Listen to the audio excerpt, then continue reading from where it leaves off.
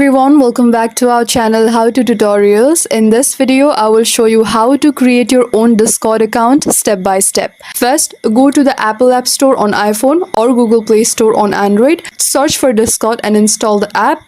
Once installed, open the Discord app. You will see two main options.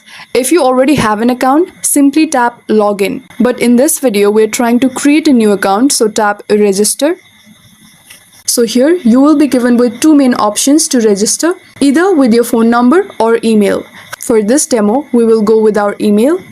Here enter your email address. Once done, tap next. Enter your display name.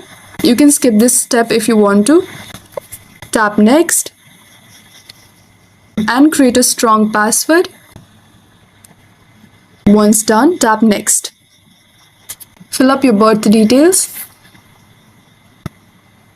Once done, tap confirm and tap this checkbox, which is completely optional, and once done, tap create account.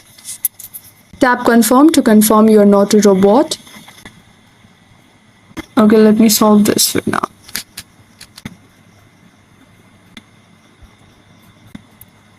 Okay, let me choose a profile picture for now. Let me go with this one and tap next.